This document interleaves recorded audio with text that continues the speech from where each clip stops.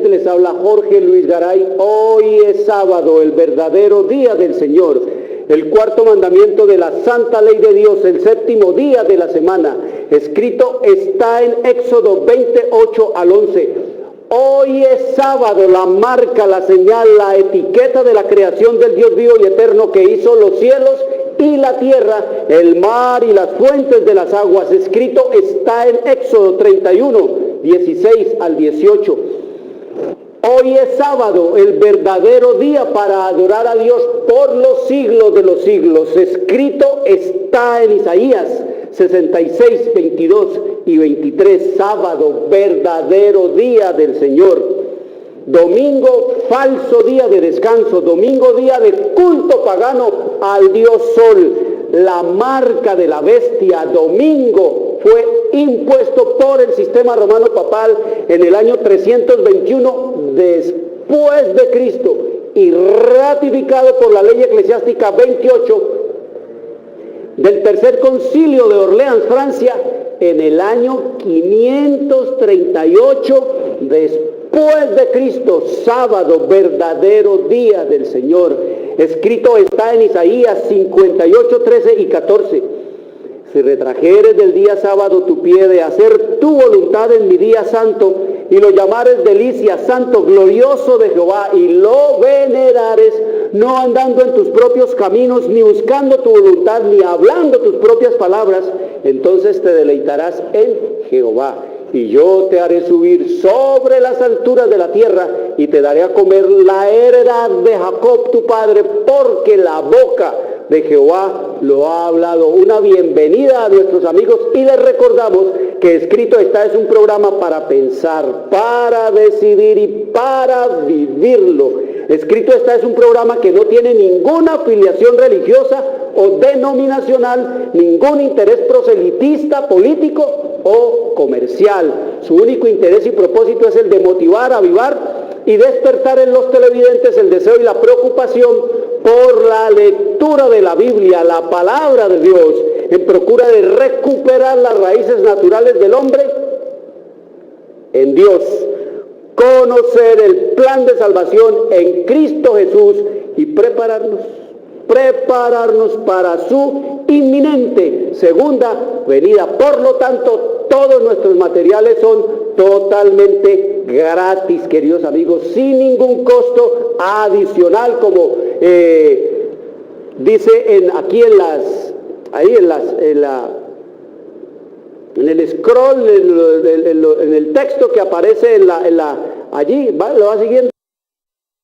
Todo, queridos amigos, en el pasado, de acuerdo a la palabra que Dios ha hablado a través de su profeta, se ha cumplido, y lo que falta se cumplirá puntualmente, queridos amigos. Así que eso es lo que el Señor nos dice, y veníamos hablando y hemos venido hablando de temas trascendentales en la historia de la humanidad. Recuerden, ahora 8 días hablábamos de que el juez es la palabra de Dios. Ese es el juez. El Padre no va a juzgar a nadie. Dice el Señor Jesús que el Padre no juzga a nadie. ¿Por qué? Porque el Padre no se ha metido en nuestros zapatos. El Padre no sabe lo que es andar y vivir en este pellejo. El Padre no sabe lo que es la angustia. El Padre no sabe lo que es estar muerto, queridos amigos. Por eso Jesús vino, para Él también sufrir y padecer lo que todo ser humano, lo que todo hombre pecador en esta tierra y en este mundo sufrirá, exceptuando a los 144,000 que no verán la muerte. Sufriremos la muerte en esta tierra y en este mundo, queridos amigos. Por eso el Señor Jesús dice, y escrito está en el libro de Juan, en el capítulo 5, versículo 22, porque el Padre a nadie juzga. El Padre a nadie juzga. El Dios Padre a nadie juzga, sino que todo el juicio dio al Hijo, para que todos honren al Hijo como honran al Padre. Así que el Señor Jesús dice que el Padre a nadie juzga, sino que el Padre dio el juicio al Hijo. El Padre le da el juicio al Hijo, pero el Señor Jesús dice después que Él tampoco va a juzgar a nadie, porque Él no ha venido a juzgar a este mundo, Él no ha venido a condenar al mundo, sino a salvarlo, a rescatarlo, a recuperar, a encontrar, a buscar lo que se había perdido. Y por eso el Señor Jesús dice que Él a nadie va a juzgar. Eso escrito está en el libro de Juan capítulo 12, en el versículo 47 y 48, dice: al que oye mis palabras y no las guarda, yo no le juzgo. El que oye mis palabras y no obedece y no hace caso a lo que escrito está, a lo que yo digo, a lo que he dicho, a lo que estoy diciendo, yo no lo juzgo, dice el Señor Jesús, porque no he venido a juzgar al mundo, sino a salvar al mundo. El que me rechaza y no recibe mis palabras, tiene quien le juzgue. La palabra que he hablado, ella le juzgará en el día postrero. Eso es lo que nos dice el Señor Jesús, que el juicio será hecho por la palabra. ¿Quién va a juzgar al mundo? ¿Quién está juzgando al mundo? Lo que es escrito está. Aquí el mundo tuvo la palabra durante 2000 años, prácticamente 1600 años, hasta el año 100 de nuestra era duró la compilación de esto que conocemos como Biblia, que quiere decir eso casualmente, pequeña biblioteca, eso quiere decir la palabra Biblia. Entonces, queridos amigos, en el año 100 de nuestra era cumplió y se completó la compilación de esto que llamamos Santas Escrituras, palabra de Dios o Sagrada Biblia. Entonces llevamos 1600 más 1900, ¿cuánto da? 2500 años, queridos amigos, prácticamente de lo que es la palabra de Dios con nosotros. Esa es la que dice el Señor Jesús, que juzgará al mundo. Por eso Él dice allá en el libro de Mateo, en el capítulo 24, de Mateo, en el versículo 14, oiga lo que dice el Señor Jesús en Mateo 24, 14, dice: y será predicado este evangelio del reino en todo el mundo. ¿Y será predicado qué? Este evangelio del reino en todo el mundo para testimonio a todas las naciones, y entonces vendrá el fin. ¿Qué nos dice el Señor Jesús? Que este evangelio será predicado ¿a dónde? De este evangelio del reino será predicado en todo el mundo para testimonio a todas las naciones, y entonces vendrá el fin. Este es uno de los textos menos comprendidos por el mundo cristiano, por el mundo religioso cristiano que dice ser cristiano. ¿Por qué? Porque cuando a nosotros, a la gente le hablan de predicado, de predicar, se imaginan es única y exclusivamente un hombre parado allá adelante de todos en un púlpito, hablando en un altar allá, leyendo de la Biblia. Eso es lo que la gente, el concepto de predicado que tiene la gente. Pero la palabra predicado no está completa en su significado hasta que nosotros verdaderamente no entendamos lo que quiere decir predicado. El Señor nos dice que la palabra predicado quiere decir publicado, quiere decir proclamado, quiere decir declarado, quiere decir dado a voz en cuello a las naciones. La palabra predicar quiere decir la palabra publicar, la palabra proclamar. Entonces, cuando el Señor nos dice que será predicado, será publicado, será proclamado a este evangelio del reino a todo el mundo. Cuando la gente le hablan de evangelio, entonces solo existe una traducción, una definición, y es que la palabra evangelio quiere decir buenas nuevas, queridos amigos. Pero la palabra evangelio no solamente quiere decir buenas nuevas en el concepto antiguo de lo que significaba buenas nuevas. Buenas nuevas, pues buenas nuevas quería decir anteriormente, antiguamente, quería decir sencillamente noticias. Eso era lo que quería decir la palabra buenas nuevas. La palabra evangelio, buenas nuevas, quiere decir evangelium en griego, ya al traerla a nuestro idioma, no se tradujo la palabra realmente al significado en español y sencillamente quedó evangelio, pero en español quiere decir es noticias, así de simple, de sencillo. Por ejemplo, llegaba alguien y buenas nuevas, quería decir anteriormente noticias o información. Entonces, allá la casa quedaba adentro, el portal por allá lejos, en la parte rural de las casas, y gritaba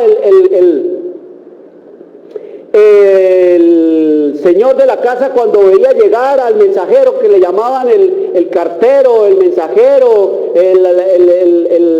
el estafeta, tenía varios nombres que hoy ya prácticamente han desaparecido porque ya todos los mensajes ya son más virtuales que de otra manera. Entonces gritaba el señor de la casa: ¡qué buenas traes! ¡Qué buenas traes!, gritaba. Y entonces él decía que su papá murió. Eso no era ninguna buena nueva, queridos amigos, para la gente, pero era el decir, el entenderse de que buenas nuevas significaba era noticias. ¿Qué buenas nuevas? Es ¿qué noticias traes? Igualmente en la palabra evangelio hoy en día es eso, y serán proclamadas y serán publicadas las noticias del reino a todo el mundo. Y cuando le dicen a la gente que para testimonio, la gente cree, queridos amigos, que la palabra testimonio quiere decir sencillamente vivirlo. Un testimonio es algo que yo estoy viviendo, un testimonio es algo que yo viví. No, queridos amigos, un testimonio es algo que se da, algo que se dice, algo que se declara. Eso es lo que nos dice el Señor, algo que se informa. Entonces, si nosotros leemos la palabra en nuestro idioma español para entenderla según nuestra manera y nuestra forma de hablar, entonces tenemos que decir y entender es: y será publicado y será proclamado estas noticias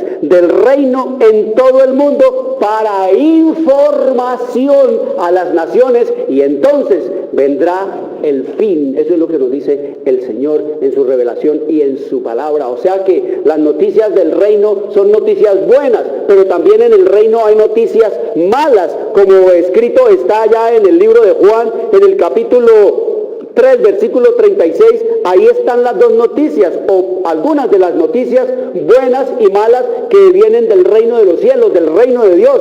Allá nos dice en el capítulo 3, versículo 36 del libro de San Juan, nos dice: el que cree en el Hijo tiene vida eterna. Es una noticia buena, espléndida, maravillosa, la mejor noticia que nos puedan dar. El que cree en el Hijo tiene vida eterna. Pero después sigue diciendo: pero el que rehúsa creer en el Hijo no verá la vida, sino que la ira de Dios está sobre él. Es una noticia horrible, espantosa, mala, malísima, terrible, terrorífica.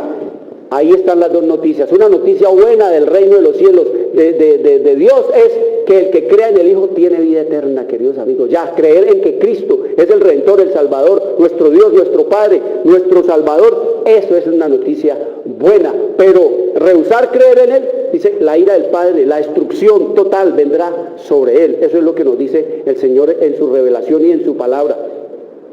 Por eso es que los hombres en esta tierra y en este mundo piensan y consideran que el Evangelio de Jesucristo, el Evangelio, las noticias del cielo, son noticias, queridos amigos, pesimistas. Eso es lo que la gente siempre piensa. El Evangelio es pesimista. La información de Dios, las noticias del cielo, las buenas nuevas de Dios son cosas pesimistas. ¿Por qué? Porque el diablo nos ha enseñado a nosotros a través de sus instrumentos y de sus agentes es a vivir una vida optimista, una vida de optimismo. Y se metieron los de la nueva era, los gurú Maharaj, como Deepak Chopra, Tony de Mello y otros, Osho y una cantidad de agentes de Satanás, a decir que hay que vivir positivamente, que hay que vivir optimistamente, que hay que tener una elevada capacidad de conciencia, que hay que transformar lo negro en claro, que hay que transformar las tinieblas en luz.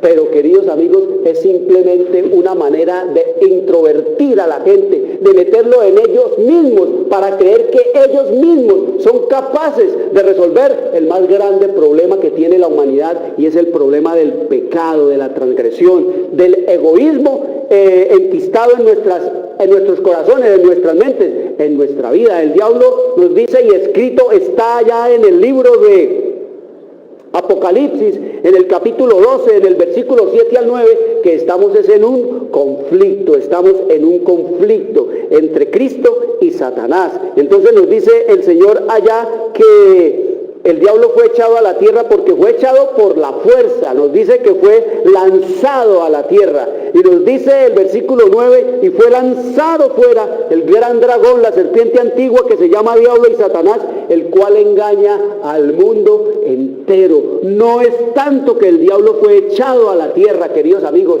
sino lo más terrible es que engaña al mundo entero. El mundo entero está engañado. El mundo entero se ha acostumbrado al engaño, y al mundo entero le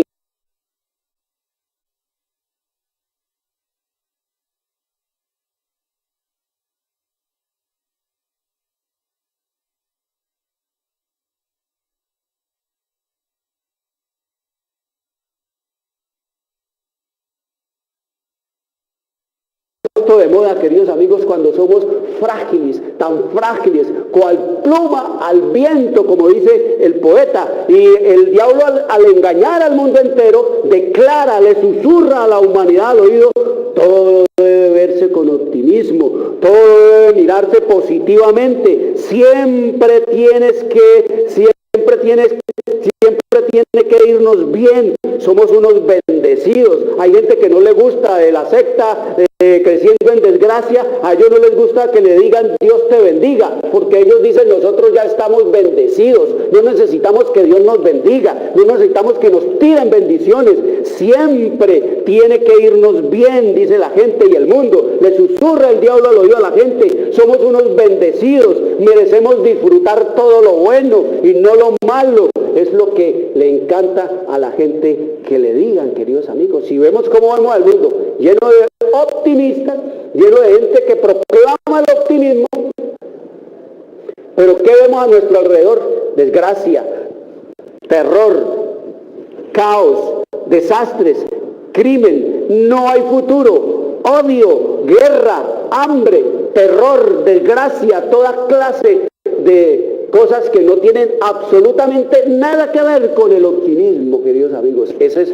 la manera como el diablo ha engañado al mundo, al hacerle creer que el evangelio eterno es un mensaje pesimista. Todo es pesimismo, todo es no, en Dios todo es no, en Dios todo es no, en Dios todo es infierno, en Dios todo es maldición, en Dios todo es un mensaje negativo, es un mensaje pesimista. Eso es lo que la gente, el diablo le ha hecho creer a la gente, que el evangelio eterno es eso. Claro, todas esas son mentiras que el diablo se inventó a través del sistema romano papal, a través de los protestantes, a través de los poderes de las tinieblas y el espiritismo, para hacerle creer a la gente de que es suficiente con que ellos lo digan para la gente no abrir, no leer la palabra de Dios. A todo esto, ¿cómo le llama la gente a todo eso? Le llama optimismo, confianza, tranquilidad. Eso es fe en Dios, eso es verdadera fe en Dios.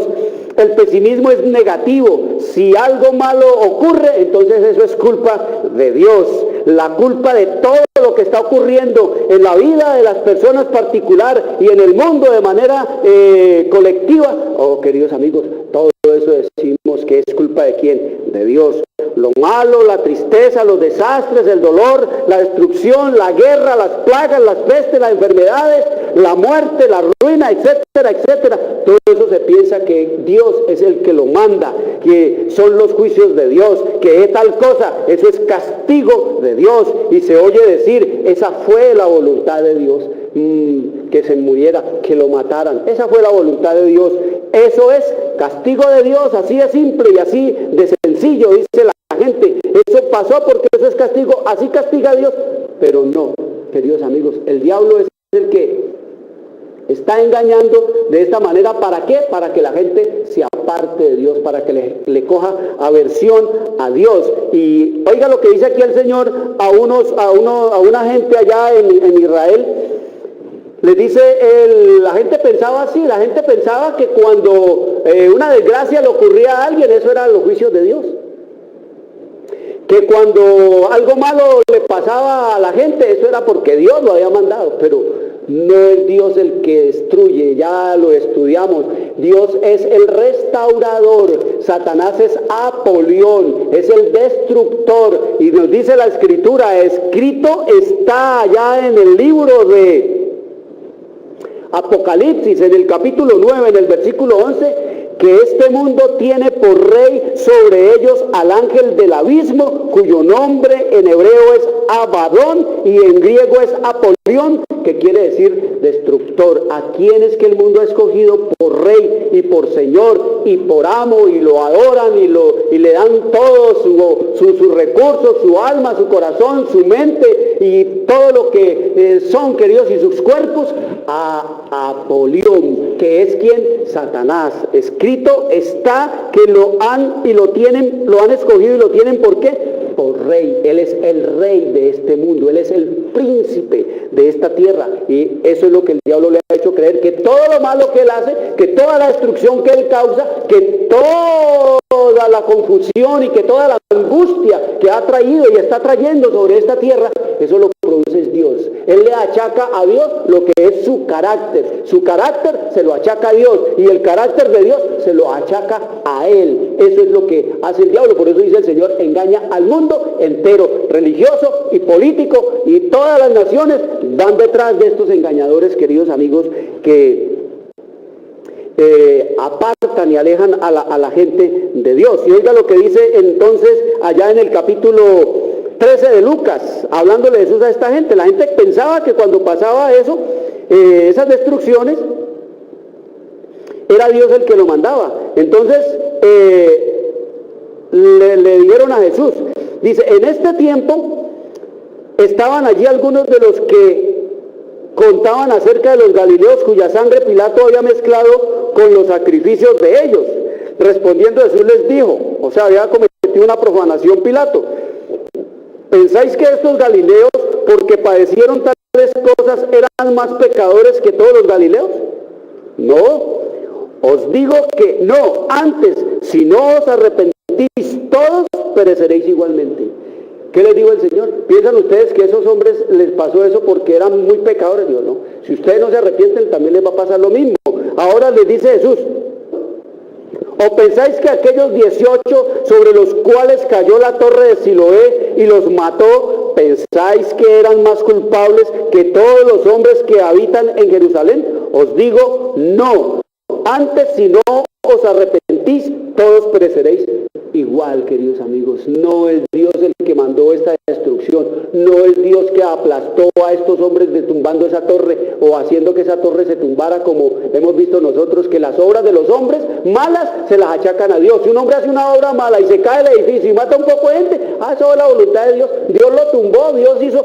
Pero ¿qué nos dice el Señor aquí? Que no es Él el que destruye, pero que si no se arrepienten, que si no entran, entonces todos vamos a perecer de la misma manera. Así que el Señor nos dice, queridos amigos, que el diablo engaña ¿a quién? Al mundo entero. ¿Y qué le hace creer el diablo al mundo entero? De que hay que hablar de cosas positivas, de cosas optimistas. Ustedes ven todos los días los políticos, todos los días los religiosos, lo que quieren es maquillarle la realidad a la gente. No está sucediendo tal cosa, no está habiendo tal pérdida, no está muriendo tanta gente, no hay tanta peste, no hay tantas enfermedades, no está ocurriendo tanto desastre, no hay tanta delincuencia, estamos ganando la guerra.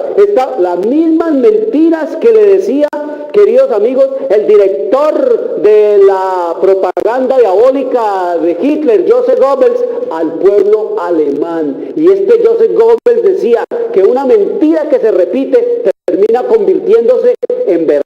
verdad. Y eso es lo que está ocurriendo con el mundo ahora. Le están repitiendo mentiras. Cada día le repiten las mismas mentiras. Cada día le están haciendo más y más repetición a las mentiras. Y de esta manera la gente está llegando a creer que esas son verdades, como hay hombres aquí en este país nada más, a los cuales la gente adora, idolatra, vota por ellos, se hace matar por ellos, pero queridos amigos, todo es mentira, porque la realidad de ellos, de lo que son ellos y de lo que ha hecho ellos, un día quedará expuesta ante sus ojos y se van a asombrar de la misma manera como los reyes y los poderosos de la tierra se van a asombrar cuando vean a Satanás y se abra y se despierte su conciencia y se den cuenta quién los engañó, quién fue el que los cabresteó todo el tiempo en este mundo durante 6,000 años para hacerlos apartar de quién, de Dios.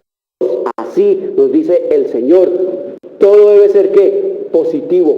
Debemos dar un parte optimista, dicen. Esa es la palabra de moda. Debemos dar una noticia optimista. Debemos tener una mente positiva. No nos hablen de pesimismo. No nos hablen de cosas negativas. La gente no quiere oír eso. Los hombres no quieren decir eso. Se habla de ¿qué? De que todo el mundo va a ir ¿qué? Bien. Todo se va a mejorar. Todo se va a restaurar, el caos ecológico, el niño ya va a pasar, la niña se va a reconciliar con el niño y va a dar otra vez la paz, la alegría, el mundo va a quedar convertido en un paraíso, viene la paz y entonces todo será felicidad para la humanidad. Mentiras, puros conceptos optimistas, falsos y mentirosos que Dios dice que no tienen nada que ver, pero como la gente considera el Evangelio de Jesucristo como ¿qué? Como un mensaje, como una cosa pesimista, pero el Señor nos dice que no es lo que los hombres creen. Una cosa es una cosa y otra cosa es otra cosa. No es que Dios sea un Dios pesimista, todo lo contrario. Un pesimista en este mensaje es un optimista bien informado. Eso es lo que es la realidad. Un pesimista siguiendo la línea profética es un optimista bien informado, y eso es lo que es Dios en su palabra y en su revelación. Está bien informado, bien dateado en todas las cosas. Así que oímos hablar es de ¿qué? De puro optimismo, pero ¿qué? Pero jamás, ustedes han oído decir, jamás se oye decir en este mundo, nadie habla de esto, nadie dice, todo esto nos está ocurriendo por nuestra desobediencia. ¿Han oído algún pastor, al papa, han oído a algún arzobispo, algún cardenal, algún Dalai Lama, algún gurú, algún Bahá'í, algún mulá, algún talibán decir que todo esto nos está ocurriendo por nuestra desobediencia? ¿A ustedes han oído a alguien que diga que esto nos está pasando por dejarnos llevar por el consejo de Satanás y entregarnos en sus brazos? ¿Ustedes han oído que alguien diga de que el caos del mundo tiene un culpable y que hay que desenmascararlo y que tenemos que volvernos a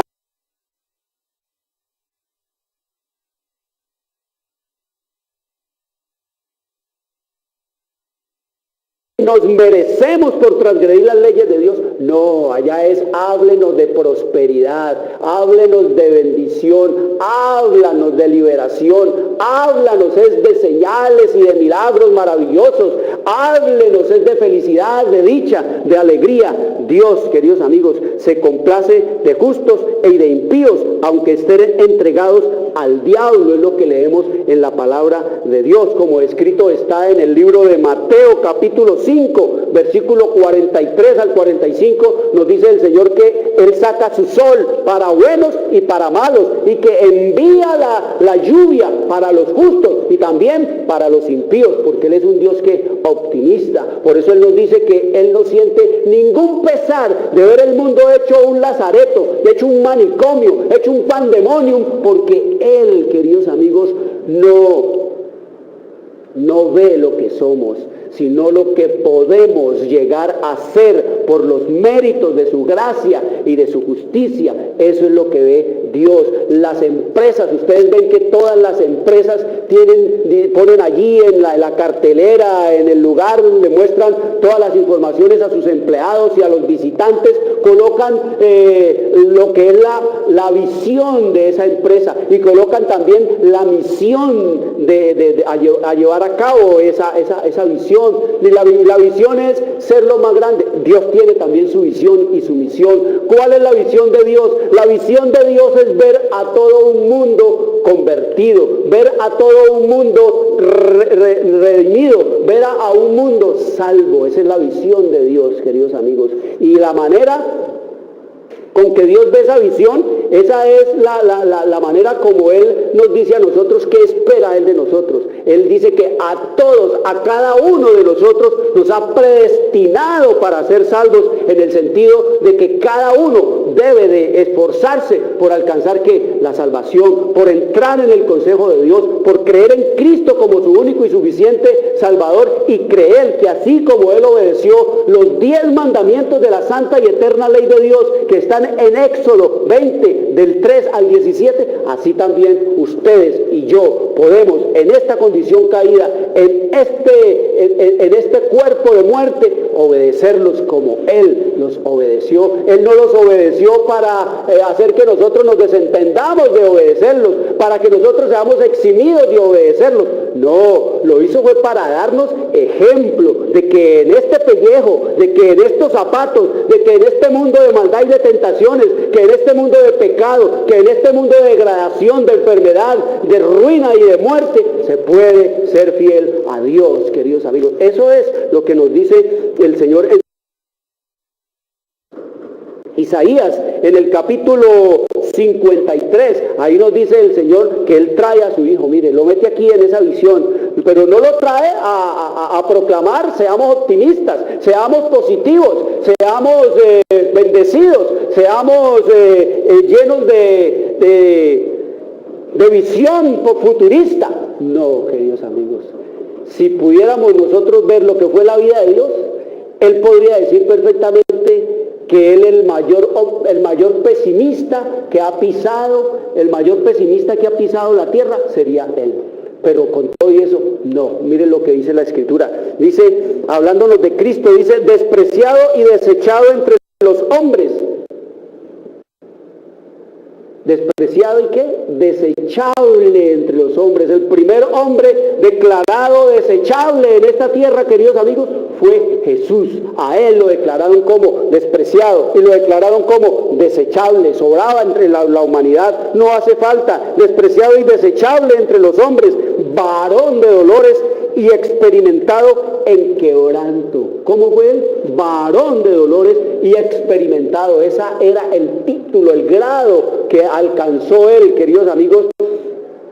En la universidad de la vida era un hombre que experto en quebrantos, era un hombre graduado, era PhD en dolores y quebrantos. Eso era Jesús, en esa universidad del quebranto y del dolor fue que Él se graduó por causa de ti y de mí. Y dice más, experimentado en quebranto y como que escondimos de Él el rostro, fue menospreciado y no lo estimamos. No lo estimamos. Eso está en presente continuo. No lo estimamos, decía allá, queridos amigos, en los días de los apóstoles. Y hoy dice no lo estimamos. Y mañana dirá no lo estimamos. Y el último día que estemos en esta tierra, que esté el hombre en esta tierra y lea este texto, va a leer no lo estimamos, queridos amigos. Y sigue diciéndonos las Escrituras, hablándonos de cómo Jesús podía declarar, es muy pesimista, no, es un fracaso vivir en este mundo. Qué pesimismo tan grande hay en esta tierra. Nadie quiere creer en mí. Yo he venido a morir, he venido a desangrarme, he venido a padecer y a sufrir, y no hay quien crea en mí. No hay esperanza para la humanidad. Estoy aquí, Dios mismo caminando en medio de ellos, y no, qué pesimismo. veo con mucho pesimismo a la humanidad, veo con mucho pesimismo que pueda llevarse a cabo la redención y la salvación de la humanidad. Eso debería y podría haber dicho Jesús, pero no, queridos amigos, porque Él tiene su visión y Él va más allá. Ya hemos dicho, Él no ve lo que somos, sino lo que podemos llegar a ser por los méritos de Cristo, de su gracia y de su justicia. Y dice el versículo 7, dice, angustiado Él, leamos aquí, dice el versículo 10, con todo eso Jehová quiso quebrantarlo, sujetándole a padecimiento. Mire, el Padre no lo puso de ñaña aquí en la tierra, ni de niño mimado, sino que venga aquí para que usted aprenda, lo dejo solo, usted deseó, quiso venir, vaya y sufra todo lo indecible que sufre la humanidad, que sufre cualquier hombre que pasa por esta tierra. Con todo eso, dice, el Padre quiso quebrantarlo, sujetándolo ¿qué? A padecimiento. No es que el Padre se gozara, se metió, ahora lo voy a poner más duro. No, dice que sencillamente se apartó y dejó su experiencia. No como hacen los padres de hoy en día, que no sienten que a su hijo les vaya a pasar esto. Ya los padres se anticipan a que el hijo tenga lo mejor, sea lo mejor, que abrió la boca y tome mi hijo, y que quiso tal cosa y tenga papito, y que le dio tal cosa y no, pobre mi niño, no puede padecer, no puede sufrir, ay, pobrecito. No, queridos amigos, el Señor dejó que su hijo viviera como vive y como iba a vivir y a sufrir y a padecer cualquier hombre en esta tierra y en este mundo. Y dice, hablando del paso, el tránsito, la transhumancia que iba a hacer Jesús sobre esta tierra, dice, cuando haya puesto su vida en expiación por el pecado, verá linaje. ¿Verá qué? Verá linaje. Vivirá por largos días y la voluntad de Jehová será en su mano prosperada. Vivirá para agradar a Dios, verá linaje, verá, dice el versículo 11, verá el fruto de la aflicción de su alma y quedará satisfecho. Por su conocimiento justificará a mi siervo justo a muchos y llevará las iniquidades de ellos. Por tanto yo le daré parte con los grandes y con los fuertes repartirá despojos, por cuanto derramó su vida hasta la muerte y fue contado con los pecadores, habiendo él llevado el pecado de muchos y orado por los transgresores. Queridos amigos, miren, esto es una cosa supremamente pesimista, queridos amigos. Vivir en este mundo es pesimismo. La gente habla de optimismo y no se acuerdan de mirar a su alrededor para ver el caos y que no pueden caminar por las inmensas avenidas que han hecho los políticos, llenas de luces, de jardines, de pasajes, de bulevares. Nadie, ningún habitante de las ciudades puede caminar desprevenidamente por ahí sin riesgo de que le den su puñalada, su balazo o su atracada, o que sencillamente, queridos amigos, no regrese a su casa. Y eso es para la gente que optimismo. ¿Cómo ve la ciudad? Con mucho optimismo, están haciendo bellezas, pero ¿cómo está la dignidad humana? ¿Cómo está, queridos amigos, el corazón de los hombres? ¿Cómo está la moral de esta humanidad? ¿Cómo está, queridos amigos, el estado y la condición espiritual de los habitantes de las ciudades y de las naciones de la tierra? ¿Llevados de quién? Del diablo. Pero con todo eso dice el Señor que Él verá que fruto. Habrá quien crea en lo que es la palabra de Dios. Por eso dice el Señor que Jesús haya podido haber dicho que Él era el pesimista más que consumado que pisó sobre esta tierra. Pero el Señor nos dice que no, que Él cumplirá el propósito por el cual vino a morir en esta tierra y en este mundo. Así que, ¿le fue bien a Jesús en esta tierra? ¿Le fue bien a Jesús en esta tierra? Yo les pregunto en esta tarde, ¿le fue bien? ¿Le fue muy bien a Jesús? Queridos amigos, no le fue bien. Ni un solo día. Jesús vivió 33 años exactos sobre este planeta y desde el establo hasta el Calvario, su vida fue una vida de tristeza, su vida fue una vida de angustia, su vida fue una vida de persecución, su vida fue una vida de acoso, no solamente de los demonios, sino de los instrumentos y de los agentes que el Satanás levantó para acosar en su vida. Jesús fue el hombre más chuzado, más perseguido. Jesús fue el hombre al cual si hablaba una palabra en Betania, la sabían en Sidón. Si hablaba una palabra en Jerusalén, la conocía todo Israel. Pero para distorsionarla, para torcerla, para decir él dijo esto, mentiras. Entonces Jesús ha podido decir, yo soy optimista, pero el Señor nos dice, hablándonos de su evangelio, que a los fieles de Dios les espera exactamente lo mismo que a Él. No es optimismo, queridos amigos, de esperar nosotros en esta tierra y en este mundo, porque dice el Señor que aquí las luchas seguirán. No hablemos de gozo y de paz. A los fieles no les espera un camino de rosas aquí en esta tierra, porque este es el terreno de ¿quién? Del enemigo. Los hijos de Dios están en el terreno del enemigo. Y el enemigo lo que usa son las cosas que el cielo no puede usar para el engaño y la lisonja. En este conflicto Dios no usa ni la lisonja ni el engaño que usan Satanás y sus agentes, queridos amigos. Por eso dice el Señor, y escrito está allá en 2 de Pedro capítulo 5 versículo 8, que el diablo anda suelto cual león rugiente buscando a quien devorar. Así que una experiencia cristiana, queridos amigos, no es una cuestión de optimismo o de pesimismo. Una experiencia cristiana es una experiencia, pero de principios, de convicciones, una experiencia establecida en un estilo de vida, algo para hacerlo, es lo que nos dice el Señor en su revelación y en su palabra. Por eso Él nos dice que nosotros debemos atenernos a ¿qué? A lo que escrito está. Esa es la palabra que nos da el Señor para que nosotros podamos permanecer fieles a Él, como le dijo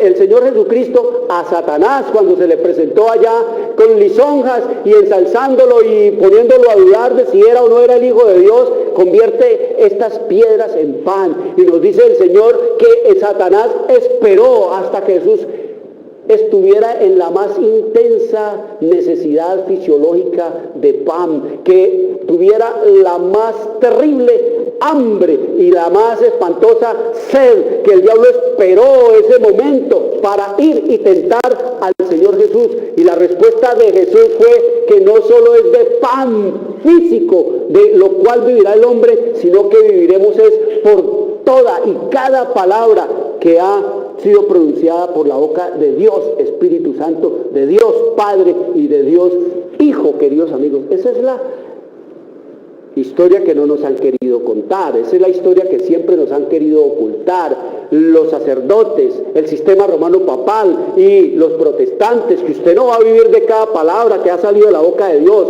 y se la encaramelan y se la maquillan y le ponen estéticamente atractivo los mentiras y los engaños de estos agentes de Satanás. ¿Para qué? Para hacer el trabajo que el diablo les ha asignado, apartar a la gente de Cristo y de su palabra. Ustedes saben lo que ocurre con el sistema romano papal.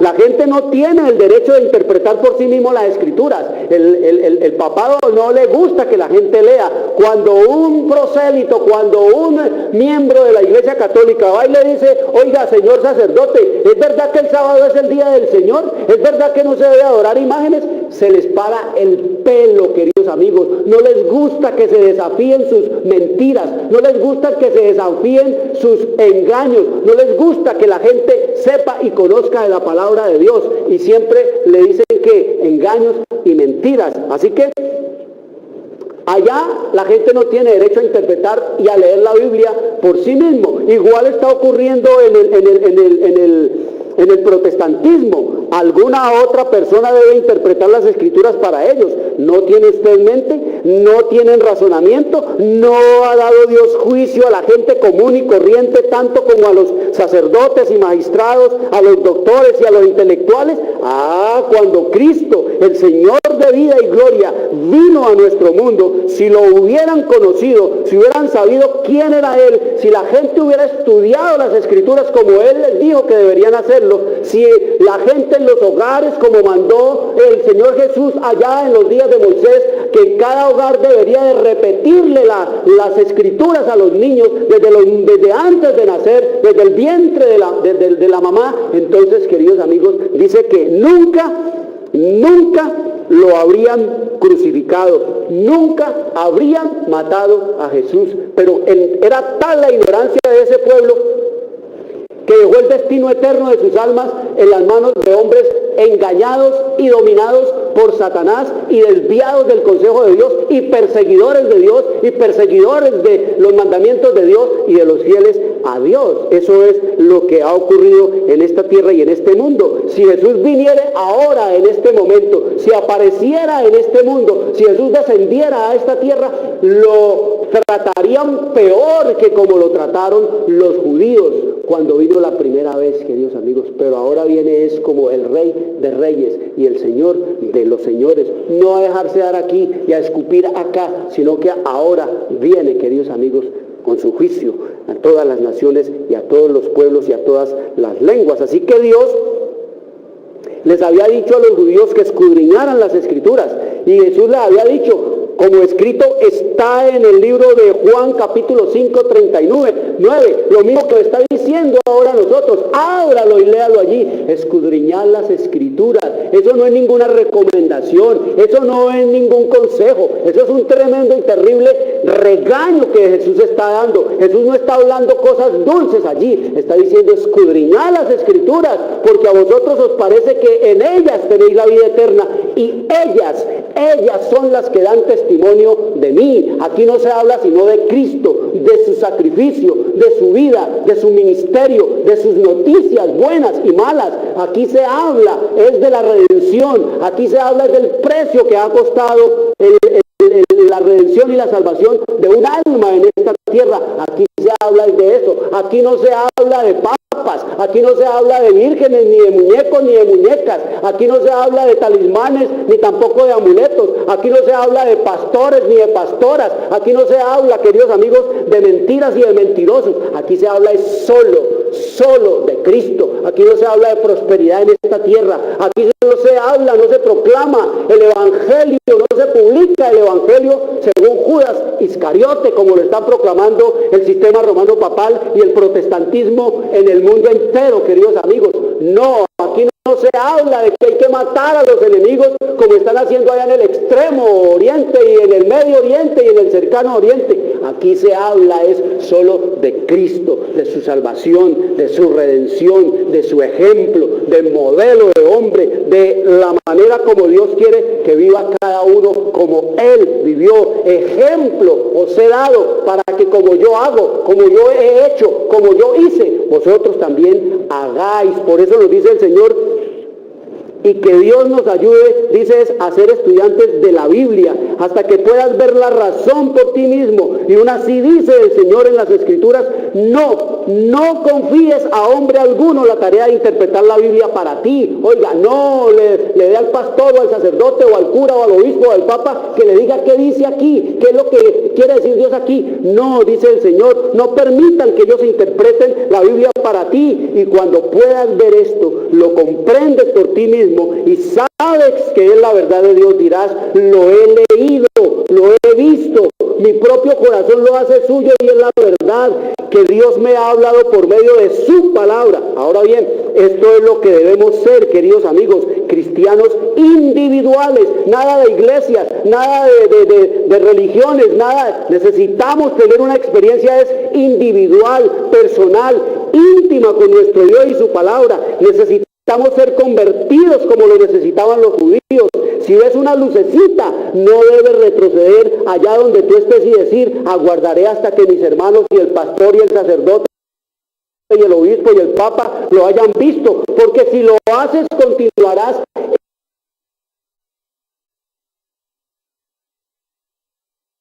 en las tinieblas.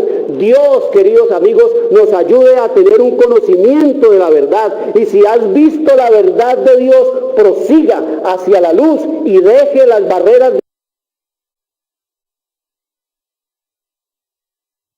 el Señor en su revelación y en su palabra. Por eso millones y millones de hombres y de mujeres en esta tierra son unos ignorantes absolutos y totales de las Sagradas Escrituras, porque han dejado la decisión eterna, el destino de sus almas, a sus directores espirituales. Pero dice el Señor que no serán inocentes a sus ojos. Quiero decirle, el mensaje de Dios es un mensaje lleno de ¿qué? De optimismo. ¿Por qué? Porque va a terminar que como el Señor no nos ofrece un camino de éxito, pero sí nos ofrece Él una llegada segura, queridos amigos. Y si con Dios vivir y caminar por este mundo es difícil, sin Cristo es prácticamente imposible.